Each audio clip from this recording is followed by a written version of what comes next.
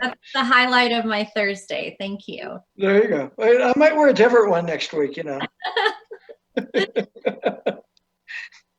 Well, good morning. It's Thursday, August 13th for the weekly UI update. As always, we have Jeff Fitzgerald, Unemployment Insurance Director, Ryan Gedney, Senior Economist with Department of Labor and Employment, and I'm Cher Hovand, Deputy Executive Director and Chief Communications Officer. We have just a few updates for you today. A lot of interest around the lost wages assistance program. We don't have anything substantive to report, but we can just tell you what we do know as of today. A quick update on state extended benefits. And those are officially being announced today, and we'll get into more detail about what those are, SEB, otherwise known as SEB. And then we'll turn it over to Ryan Gedney for his report. I'll mention this at the end of the call as well, but just a quick housekeeping item. We were releasing monthly jobs numbers next Friday at 8 a.m., so those will be for July. Consequently, we will not have a Thursday press call. We will have a Friday 10 a.m. press call, again, to go over July jobs numbers. So we will send out a notice to everybody next week on that, but just might want to flag that for now. So a lot of interest locally and nationally on FEMA's Lost Wages Assistance Program. The proposals have been varied, and we have been awaiting guidance since this memorandum was issued last weekend. We received that guidance from the U.S. Department of Labor late last night. That guidance is what we need to determine how our systems will be impacted, what programming would be needed. It's basically the federal guidance similar to what we received under the CARES Act. We cannot proceed with any programming, any administration of those monies, obviously, until we have that guidance. But more importantly, Colorado has not yet submitted an application for those funds. Those applications are submitted by every state's governor. The governor is still considering all of the elements within the program, and we will keep you updated on what we hear from the governor's office, when or if there might be an application submitted to FEMA for those funds, and certainly the timelines and estimates for implementing the program and what that means to Coloradans. We are hearing that it will be several weeks before states will hear how much, if they, number one, would receive the FEMA funds and how much each state would receive. And so if you just look at very high level estimates of implementation, several weeks from points of application, a point in time of application, and then whatever programming would need to be done to our systems to come into compliance with that program. We are still very, ballpark, perhaps 2 to 4 weeks of system programming. One component of the Lost Wages Assistance Program is that an individual must conduct a weekly certification that their job separation was a result of COVID. We already have weekly certifications for PUA claimants. We do not have those for regular UI claimants. Those claimants certify every other week. So that is just one example of a system reprogramming that we would need to complete in order to start administering these benefits. So just again, waiting for the governor's office to continue reviewing the opportunities available with this funding. As soon as we know what direction Colorado might take, I'm sure you will get an announcement either from us or from the governor's office. And so we'll just keep you posted. Again, this proposal is up to $400 of additional benefits. This again is the second generation, if you will, after the PUC benefit program expired at the end of July. And so states have an option in how they want to leverage that funding. And so as soon as we know which direction Colorado might take, then we'll let you know. And I will turn it over to Jeff to see if I missed anything, if there's anything else you'd like to add. Sure, I'll just add a few points, Cher, in addition to what you mentioned. Because there's several questions we've been fielding with regards to the $300 versus the $400. I'll try to clarify that as best I can. First, I would note that the monies that are being directed to this it's $44 billion in the direct FEMA Disaster Relief Fund. And so what we've been told is that the states are the states that proceed with the applications would be drawing down from funds in that that system, that bucket of money, disaster relief fund, of which there's $44 billion. That simultaneously, though, could be used for other disasters that may occur between now and when this program might end. So that's a finite cap, but it could be drawn upon by other purposes. Furthermore, that there's a spending limit that this fund can only be used to the point that it reached $25 billion. So my math tells me that there's about $19 billion spending nationally for this program. So that is that 19 the program could last until that $19 billion is fully used up, or until December 26th, whichever, or if the funds are redirected for a completely different purpose. That would be the timelines or the situations in which this program would end. With regards to the $300 versus the $400, so the way the program works is that it's essentially a 75-25 obligation between FEMA funds and state funds. And so the FEMA is going to be putting up, the FEMA dollars would put up the $300 per week per claimant, is our understanding. And the 25 match would be $100 that the states would have to provide from non-FEMA funds. So it would be either state CARES Act funds or any other state funds. We have the option to put up $100 per claimant per week. If that is not viable for states, what we can do then is leverage our UI trust fund payments on a weekly basis to demonstrate that match. So that would be not a hard match, but it essentially would be a soft or an in-kind match that is reflected in the UI trust fund payments, but not actually generated as a payment to customers. So that's the difference between the $300 program versus the $400 program. Our estimates on what the $300 per week per claimant would be, that could range depending upon how many continued claims we have in a given week, but that could range between $60 million to $100 million that would be generated and put into the economy for the state of Colorado. And in case it wasn't mentioned, I can't recall if it was, this program has the capacity to be back retro and backdated to the week ending August 1st, which essentially is the week after FPUC ended. This has the capacity to start up that week. I think those are all the major updates for the guidance we've gotten so far. Thank you, Jeff. Any questions?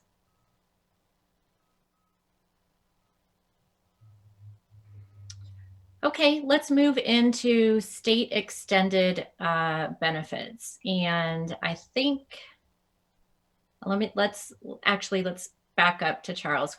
His question is, that way we're still seeing PUA and PUC claims after that deadline? I'm not sure I follow the question, to be completely honest. Charles, PUA, Pandemic Unemployment Assistance, is actually through the end of the year. That's the gig worker, self-employed independent contractor benefit. PUC was the $600 a week that ended. The last payable week in Colorado was the week ending July 25th. The reason you may still see PUC payments, which you probably aren't anymore, is that it was varied based on one's certification date. So in other words, if somebody had a certification date that was after the 25th, but they were certifying for the week ending 25th, there would still be PUC payments after that date of July 25th. We did note, and it probably merits further explaining, as we did last week, there's a new benefit payment we're now reporting, and that's PEUC. This is the Pandemic Emergency Unemployment Compensation Program. This is 13 additional weeks of benefits available after one's 26 weeks of benefits have been exhausted. So that is a data point we're now including in the press release as well. And Ryan is available to answer any questions about the PEUC payments later. So right now there is no PUC program. We have PUA, PEUC, and now to make it even more exciting, SEB, which I'm actually going to turn it over to Jeff to speak to. Okay, great. Thanks, Cher. So yes, based upon the economic conditions of the state of Colorado, and actually this has happened basically nationwide, we have triggered onto what's called state extended benefits, or SEB. This is yet another up to yet another 13 weeks of benefits. The SEB comes after PEUC, which Cher just outlined. So potentially one would go from regular UI onto PEUC, and then if they still had eligibility, they would go on into what's called state extended benefits. And then if they yet had more eligibility, then in theory they could qualify under pandemic unemployment assistance based upon the formulas that are provided by the USDOL. And so we are going to be rolling that out actually today and providing guidance to claimants that would qualify for that. The most important thing to articulate relative to the state extended benefits program is there's no further application period, or excuse me, process. There's no further application process to get onto SEB. What we do is as one's PEUC claim is ending, we internally take analysis of whether they qualify for state extended benefits and would simply detail that to the claimants, send them a notification that they'll be moving on to that program, and they do not need to take further action other than to keep certifying and applying for benefit and applying for their weekly benefits. So that happens automatically. There's no additional action needed by the claimants. If they are eligible, we'll notify them. If they're not eligible, we will issue them a decision saying that they're not eligible for that. The qualifications are actually a little bit complicated. And so what I would say is this weekend, we're going to be adding all of that material to the website, outlining qualifications, eligibility, so forth and so on, and the processes, which are essentially seamless for the customer for this particular program. I think those are the substantive updates relative to state extended benefits. Cher. Thanks, Jeff. And similar to PEUC, as Jeff mentioned, we will notify claimants of their potential eligibility. So individuals do not need to make contact with us. We will make contact with them, as we have been doing with the implementation of the PEUC program recently. So any questions on either of those updates? And I assume, Ryan, we will be separating out SEB payments in future releases as well? Yep, that's correct. And yes, to clarify, that's correct, Tamara. State extended benefits kick in after the pandemic emergency unemployment compensation benefit has been exhausted. Both are 13 weeks. Has anyone exhausted PEUC yet? I'll be able to answer that specific question better next week, because again, we're deploying SEB tonight, and so we're going to do the internal analysis to see if anybody qualifies for SEB. So I'll have a better answer to that question next week. Aldo you want to take that, Jeff? Yeah, sure. What are the implications would a state UI fund insolvency have for the ability to pay a $100 match? Great question. So it's been clarified that even if we're in a state where we are borrowing from the feds interest-free, Ryan's going to get into this a little bit, even if we're in the state where we're actively borrowing from the feds to cover base regular UI benefits, we would still be able to count that as in-kind matches for the additional $300. Potentially, could someone be on unemployment for up to a year? Let's see. So 52 weeks, I believe, is now in play. Potentially, Wayne, yes. Can I just add, Jeff, to that? Yes. Some of you might recall who were covering the Great Recession. We had up to 99 weeks in Colorado of benefits available through various federal extensions. Going back to leveraging UI payments for the FEMA program, does that mean we're using the payments in the business coming into the trust fund?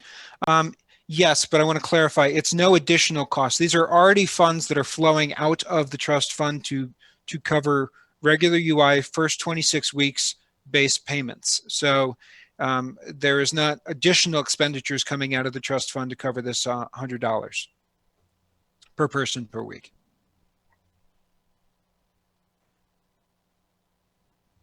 And Ryan will be discussing trust fund balance and anticipated insolvency. So with that, why don't we go ahead and just kick it over to Ryan for his update. Thanks, Cher. Thanks, everyone. As always, let's start off with the most recent initial claims data. The most recent data available is for the week ending August 8th. 6,187 regular UI initial claims were processed for the week ending August 8th. That is the lowest number of regular claims filed in a week since 2,321 were processed the week of March 14th. Additionally, 9,048 PUA initial claims were filed last week, bringing the total number of initial claims for the week of August 8th to 15,235. That also marks the third straight week that PUA initial claims have outnumbered regular initial claims. Regular UI continued claims dropped below 200,000 for the week of August 1st. That is the first time that has happened since early April. However, as I mentioned last week, while some of the decline is due to more people returning to work and thus not claiming benefits, there are some individuals now shifting to the Pandemic Emergency Unemployment Compensation, or PEUC. As we mentioned, that program extends unemployment benefits by 13 weeks. There were about 7,300 PEUC continued claims for the week ending August 1st. Additionally, about 74,600 continued claims for PUA were filed the same week.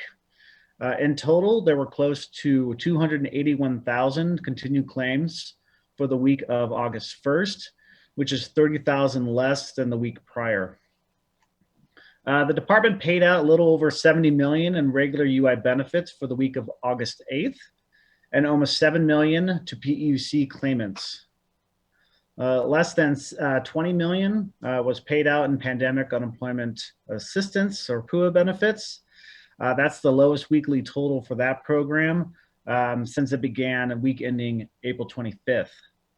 And as we have mentioned in the past couple press releases and in this call, Federal Pandemic Unemployment Compensation, or FPUC, is still being distributed, and that's really based on what the claimant request schedules were.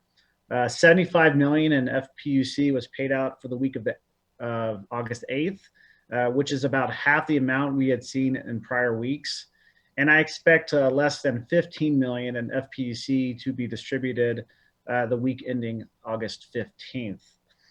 We did mention SEB, just for you data nerds out there, we did pay out about $428 million in SEB benefit payments during the Great Recession. So we will start reporting that as that data starts trickling in, adding it to the suite of charts we have, just so you have a good reference. Finally, an update on the status of the UI Trust Fund. At this time, the Trust Fund has a balance of less than $50 million. Trust fund insolvency will likely occur early next week. When insolvency occurs, Colorado will join 10 other states and the Virgin Islands that are already borrowing from the Federal Unemployment Account, or FUA. Claimants will not see an interruption in their benefit payments, as benefits will continue to be paid through loans from FUA. As a reminder, FUA advances were utilized in the early 1980s and during the Great Recession to pay benefits. The department has never failed to make payments to UI recipients. As I mentioned last week, 7 other states have made loan requests, that meaning they expect to borrow. During the Great Recession, trust funds in roughly 2/3 of all states became insolvent, with total state borrowing from FUA exceeding $40 billion at the peak. At present, $20 billion has been borrowed, with nearly 85% of that total coming from California, New York, and Texas. As a reminder, borrowing from FUA is currently interest-free through the remainder of 2020.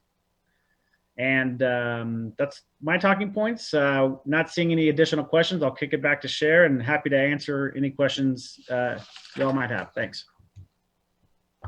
Thanks, Ryan. Oh, there's a question.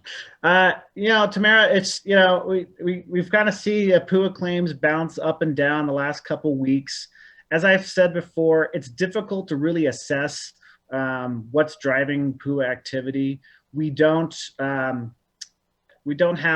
those industry breakouts, so it's kind of tough to say, oh yes, this industry or that industry is breaking it out. So that is separate from how we're able to analyze regular UI. There's also a brand new program, so I'm not able to kind of see like what seasonal effects might be in play. So unfortunately, PUA is pretty difficult to assess what is kind of driving those week-to-week movements.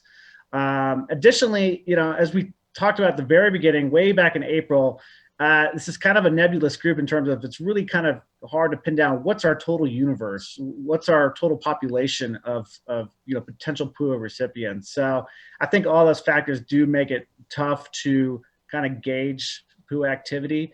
But I would say if you look at longer term trends, 4-week moving averages, we are starting to see a steady decline in PUA initial claims as well as regular UI initial claims.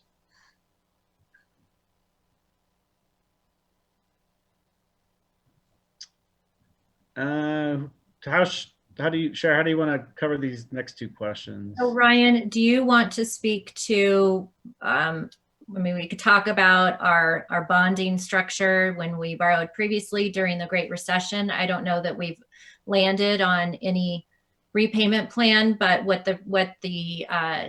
it's no interest through the end of this year. And that's through federal legislation. So potentially Congress could extend that no interest. They could forgive the loans. So it's really to be seen what congressional relief efforts are offered up in the future. Anything else you'd like to add, Ryan, about repayment options and plans? Yeah, just in terms of impacts to business, again, Senate Bill 207 passed earlier this year, and that did, in terms of suspend the solvency surcharge. Again, that didn't mean we necessarily went insolvent, just meant if we fell below a certain level. So that is suspended for a couple years. Also, the wage base is fixed at $13,600. So employers will see some benefits from that. The wage base will go up starting in 2022. And if we are insolvent on June 30th of next year, we will also shift to the highest rate schedule called the deficit schedule, which will raise rates overall, depending on where an employer falls on the rate schedule. And Jeff, I don't know if you had any additional feedback on that as well. I think you covered it well. Thanks, Ryan. I would just add that, referring back to the Great Recession, when we made the decision to bond out of our debt, that was a decision made by the business community in partnership with the business community, with thorough vetting and outreach to contributors into the fund who are Colorado employers. So certainly as we move forward and explore any options to returning to solvency, it would be in conjunction with the businesses who are actually paying into the fund. And so certainly we'll share more in that space as we get to that point of looking at repayment options. But I do want to stress that from a claimant standpoint, they should really see just a seamless transition in terms of you're going to still receive your benefit payments. Anything else?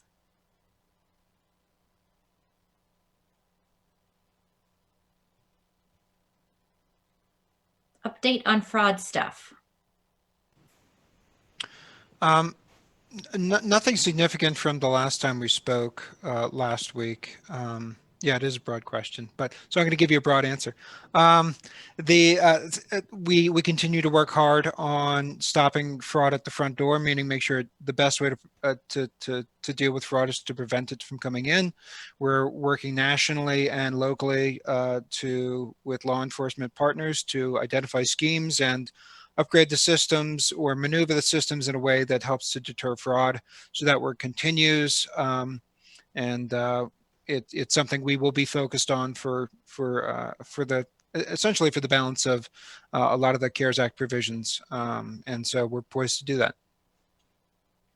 And I would add, when we noted last week that we're flagging 30 to 50% of PUA claims as fraud, we're stopping those benefits from going out the door. That's an important point to note, is if not but for our fraud detection and prevention efforts, those payments would be going out the door to criminals. And so the 30 to 50% is a valid point, that those are payments that are not being received by the fraudsters.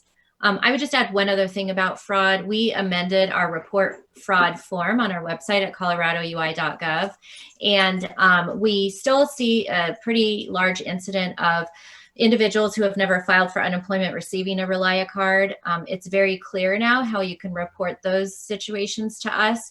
We are investigating thousands of those reports of Relia cards being received by people who have not filed for unemployment. It is really important that the recipient of that fraudulent card deactivate the card as quickly as possible, and also report that to us through our fraud reporting form.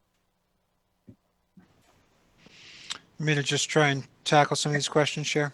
Sure. So Charles, I'm not sure I understand your question. What about people asking to stay on UI? Any changes in numbers there? I'm assuming that's with regards to job refusals. So I will answer the job refusals question. Okay, that is the question. Okay. Again, not much change. Very, very steady in terms of the percent. We're getting about consistent with previous reports. The newest data reflects about a 16 to 18% refusal rate on denial of benefits on job refusal issues. So that's still very consistent. So no changes there. Segueing to the question about callbacks and those sorts of issues. So I want to emphasize that we've set up a myriad of structures under which people are getting services through via our staff. So it's not just one system, it's a myriad of services. So we've got our lobby services, we've got a number of forms that we put on the website with regards to, if you have a specific issue with regards to a back date, then fill out this form. If you have a specific issue with regards to a PIN issue, fill out this form. Then we've also got our pandemic unemployment assistance call center line, and then we've also got our virtual agent. So we're stringing together a number of ways to get services to customers based upon the needs and the demands, and really the in some instances the uniqueness of what their particular need is. So with regards to the virtual agent, we continue to expand that capability. We just added new functionality actually last night, so that among the other functions that one can do, one can resolve their PIN issues if they have them, and they can reset that as part of the virtual agent functionality. As we continue to expand the functionality, what's happening is we're getting less and less people that need callbacks. And we're also getting, thankfully, some cancellations throughout this process. So what we did is we messaged to staff that were in the queue for a callback and said, we've expanded our functionality. Please try again. If that is, if that meets your needs, then please go take the steps to cancel your appointment so we can get other people in your slot. Based upon that, what we have right now is we're seeing availability in the early September month and extending through September and October. So right now, the short answer to the question is we have some availability that is in early September.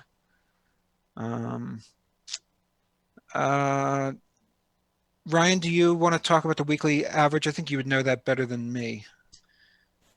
Charles, I don't have a longer term average, but just kind of looking at the past couple weeks, we're probably looking at closer to 350. Actually, last several weeks, we're probably looking around that 350 range in terms of weekly benefit amounts.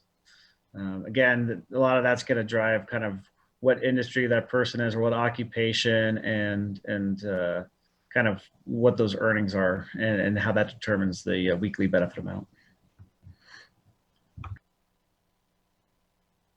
I'm happy to answer the question about the payment card share. You mean to jump into that? Okay, so we covered this fairly in depth last week, so happy to go over it again this week.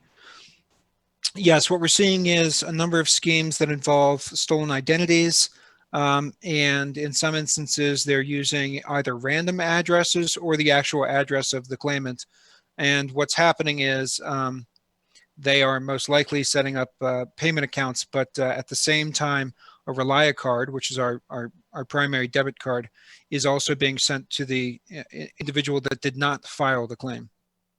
So we've outlined a number of steps on our website. If individuals do get Relia cards sent to their homes, the steps that they should take, but that does help us to shut down these fraudulent claims. So it's a mechanism that most likely what's happened is they've got all of the data points necessary and to demonstrate that they've that it presents as a proper claim. And then the Relia cards being sent to the homes are helping us to identify if there's fraudulent activity, if we've got stolen identity situations. I think I got to all of those questions. So Joe, we did just address this, but back to the virtual agent. First of all, we've had about 430,000 sessions since we launched this tool. And I can't remember the percent, Jeff, that have resulted in a callback being requested. About less than 15%, yes. So of those 430,000 sessions, it would appear that the tool is performing, as we said last week, better or exceeding expectations. As again, Jeff mentioned, we did launch last week the enhanced version of the application. So now claimants can get claim status, payment information, appeals status.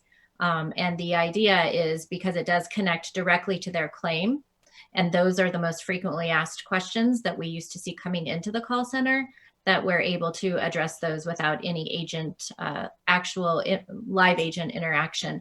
And as Jeff said, the deployment of now the PIN functionality will hopefully provide even greater service, because the PIN reset was one of also the most frequently requested services coming into the call center.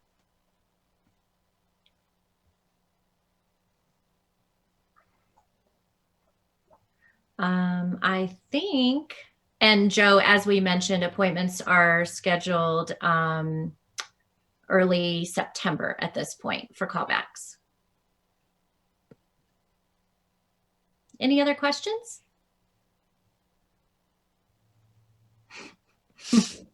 I would say, that would be that. I mean, let's say sloth. Ryan was quick on the ready with that. Any other animal or UI questions? Okay, seeing none.